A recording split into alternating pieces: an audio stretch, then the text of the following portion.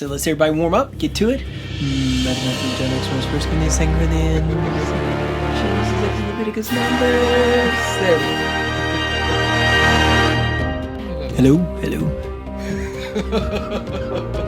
Talking to the silver thing.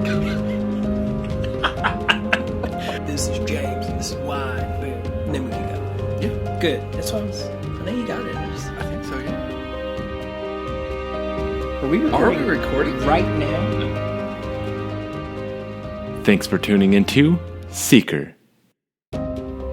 Season 1 is the Book of James.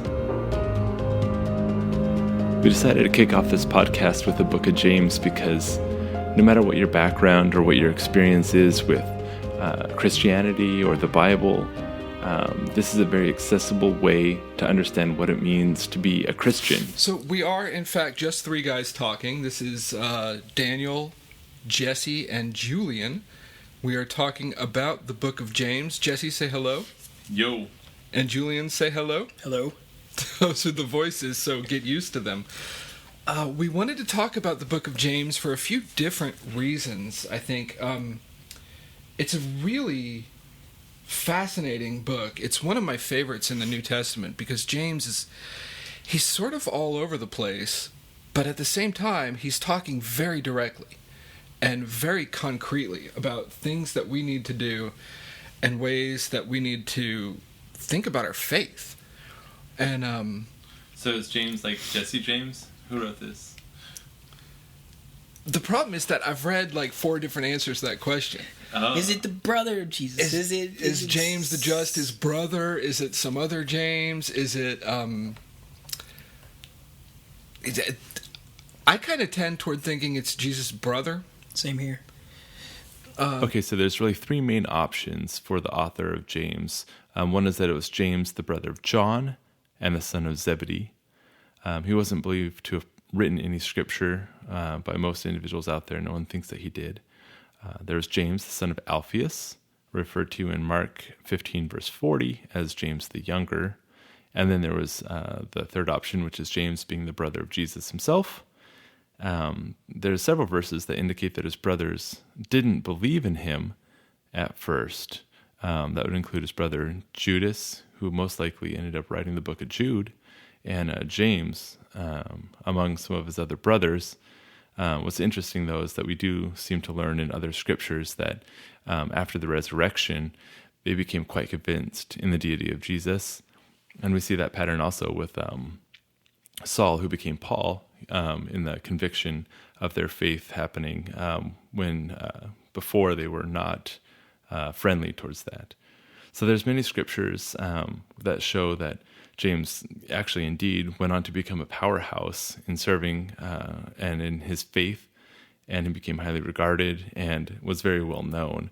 And that's probably why the book doesn't really clarify further what James it was. It's probably just a given that, this was the only James in the era that could just say, boom, this is James, and everyone would know who it was. And I think what's really cool is that it's pretty obvious once you start to read James is that he was present for the Sermon on the Mount.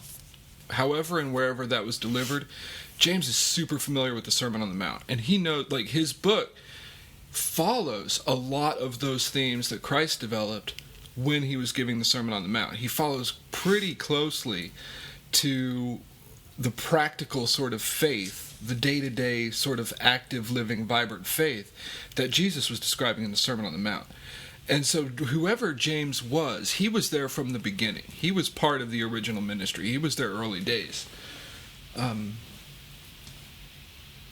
Because, I think we're going to talk about that a little bit as we go on, is some of the tie-ins to the Sermon on the Mount and some of the connections that are there. So I think we'll explore some of those later. Yeah, I think it even picks up that the book of James has that radical feeling upon the listeners that the action that it's actually telling you to require. I know we're going to get into it, but when we start talking about faith, the way he's approaching it, he's saying, hey, look, just faith, just like this mental assent that you have it, like not enough, that's insufficient, and you get the same feeling from the Sermon on the Mount when you read through and you think about the listeners at that time, what they were hearing Jesus say. Those things, very radical.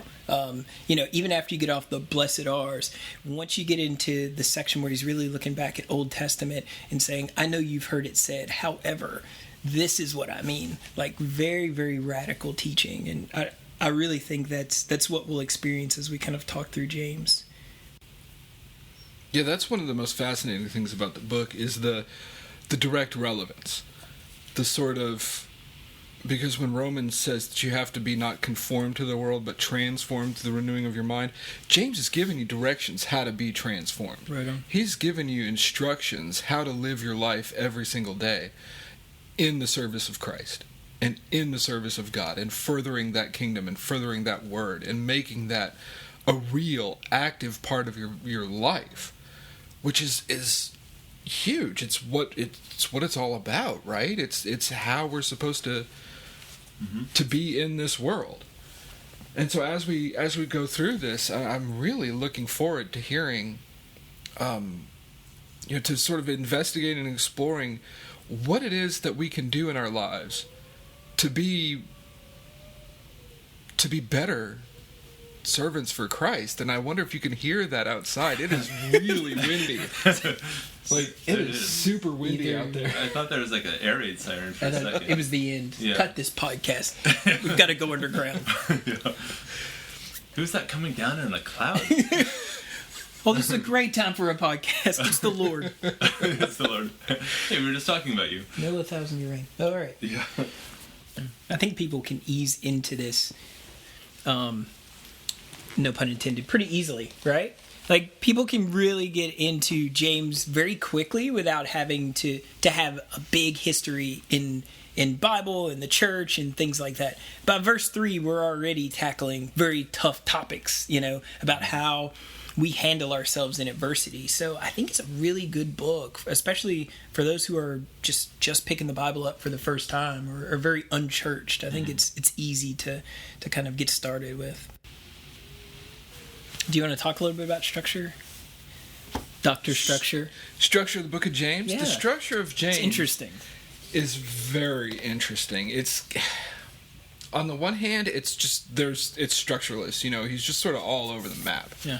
But on the other hand, there are some general categories. And I just recently learned this myself, and I thought it was an interesting way to look at the book of James, is that he starts off by talking about trials and temptations. He starts with count it all joy when you fall into trials, and blessed is the man who endures temptation. And then he gets into it matters what we do. The things that we do is the focus of the next section of the book.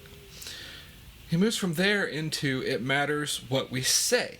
Mind the tongue and what a great fire it kindles and all that. So that's the second sort of mini subset to James. Then he transitions from there into it matters what we think and our attitude and how we respond, how we what's in our hearts, the way that we think about things and the way that we view things and the way that we see other people. So those are the three main subsets, and then he gets back into finishing up with a little more about trials and temptations. So the structure of the book, there's these sort of overarching conceptual categories that it falls into. Trials and temptations, what we do, what we say, what we think, and then concluding with trials and temptations. And then he concludes the very end with a very classic Greek letter send-off. And the structure of that is pretty straightforward and pretty obvious. Who is this written to? James was written to the Christians of the diaspora. Whoa, he just used a big word. The diaspora. The diaspora. A diaper.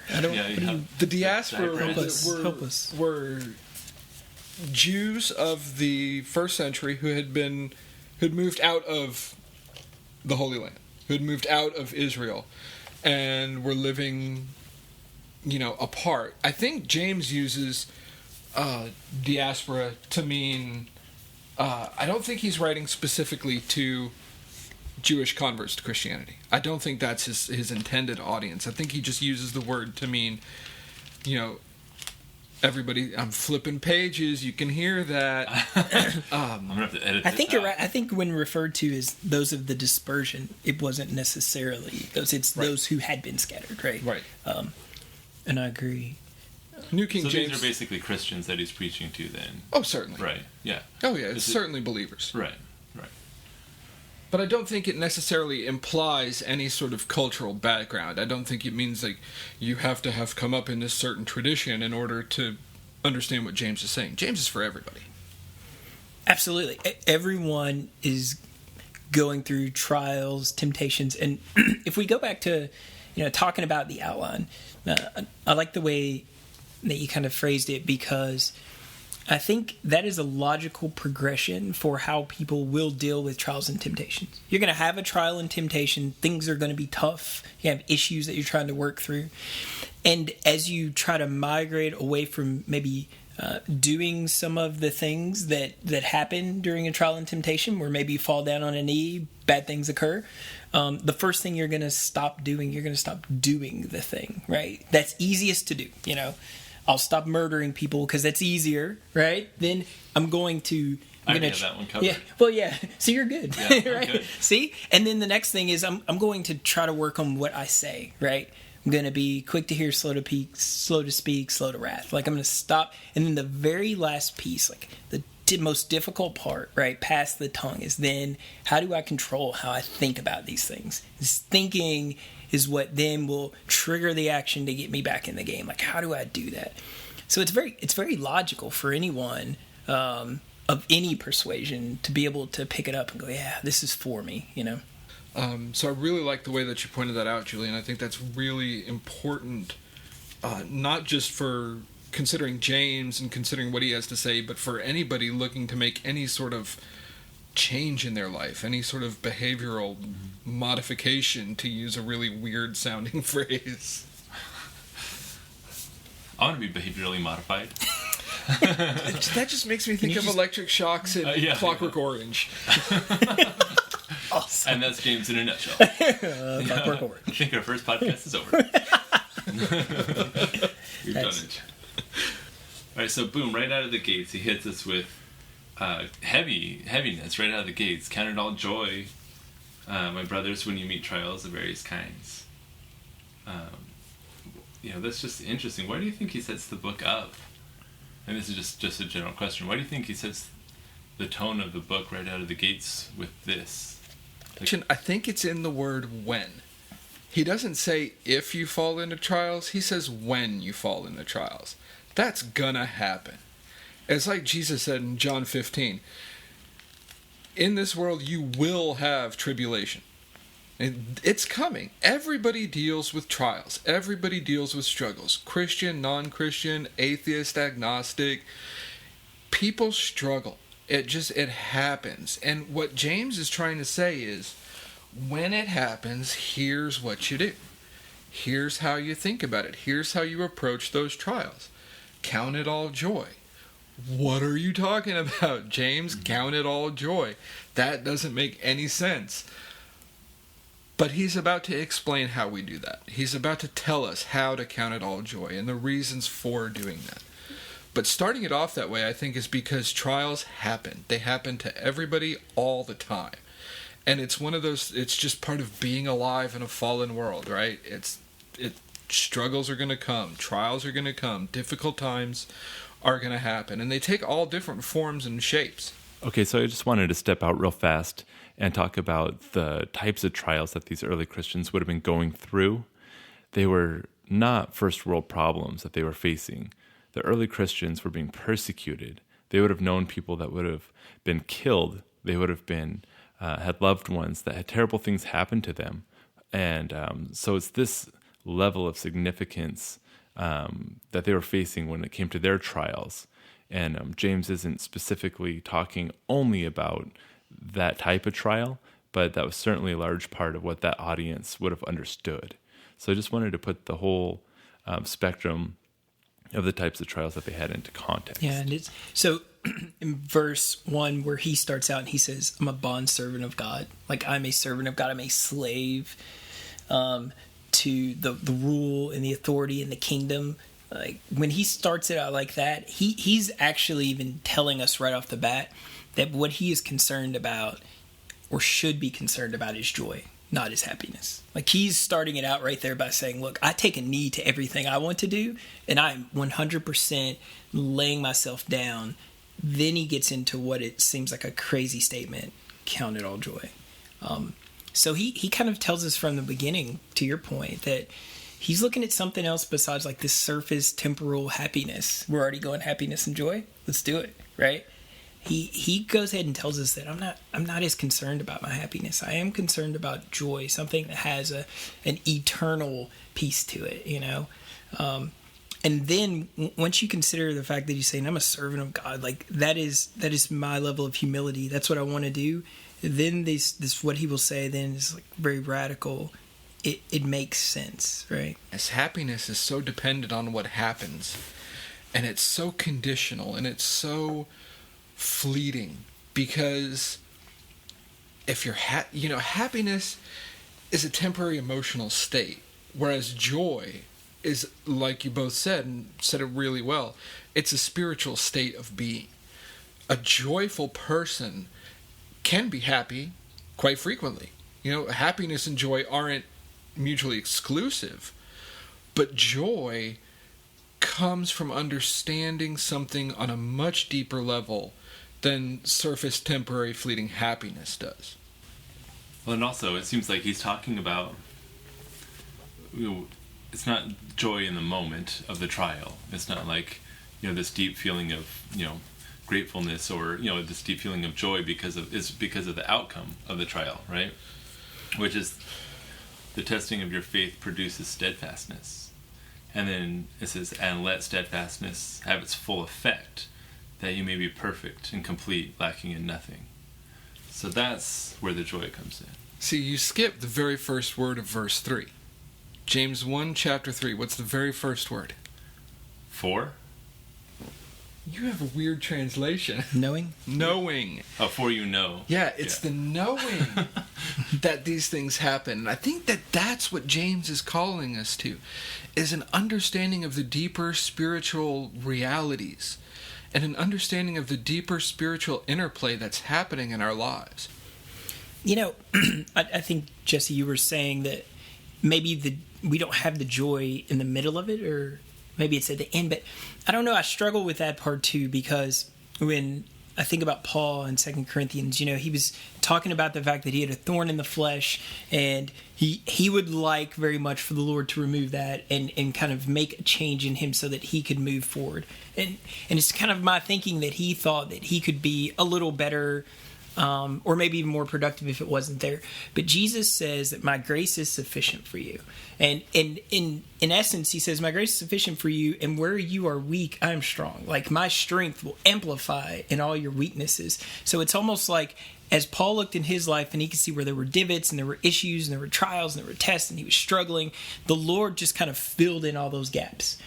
And I think I was, from what you were saying, if you look at that, even when you're going through all the pain and the suffering or the trial or the temptation, you do kind of get joy from it, because it reminds you of how faithful God is, and you're able to say, oh, even whenever I'm going through this, the Lord is so faithful. Like, it does put a smile on your face. I think you do start to have joy even in the midst of really tough situations because of it, because of God's faithfulness. So you're saying I'm wrong? No, I'm saying we just disagree. Saying you need to feel joy about this. If you would have read James, maybe you'd have a better idea of what we're trying to say. But no, I see what you're saying. I see what you're saying, though, because it's, it is counted all joy. I mean, he's talking like present tense, basically in the moment, because because of what's being produced by this trial, right? And that's like a live moment of joy that you can feel. And you're not feeling joy because of the trial or the temptation, obviously, but it's because of, what it's producing. Right.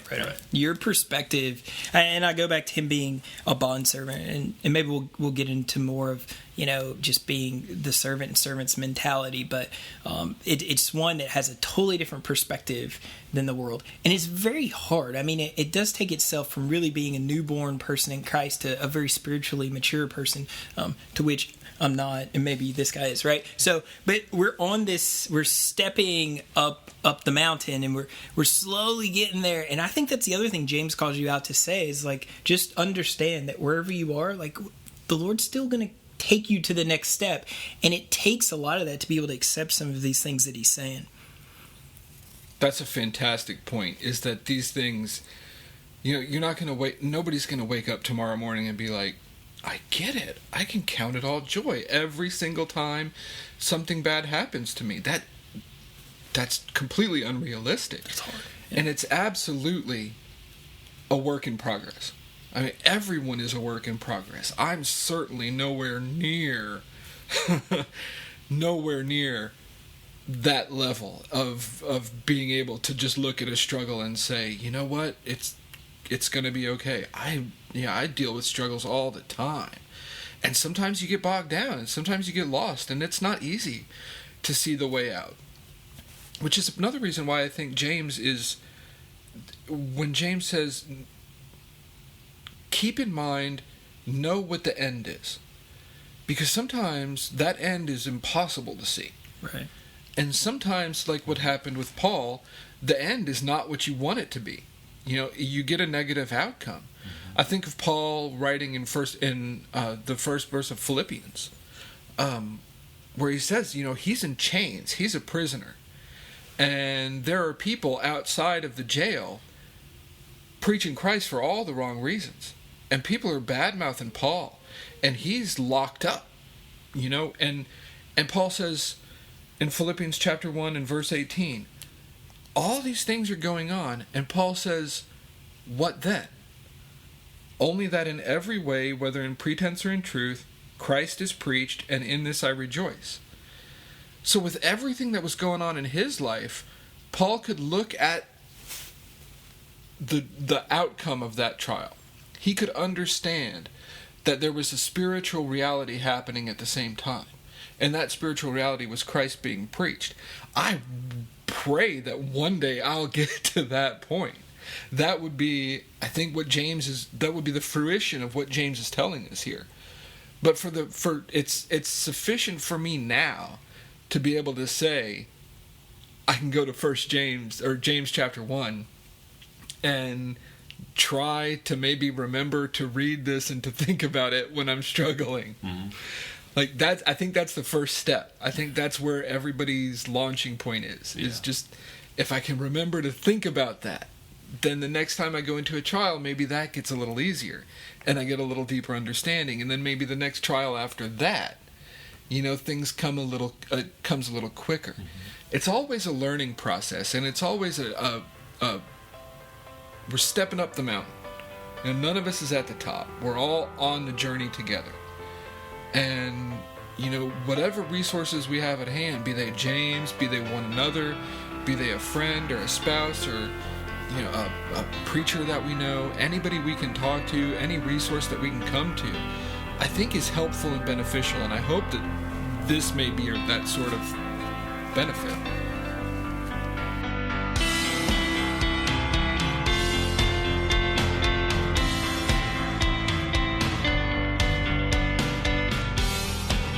Thanks for listening to Seeker.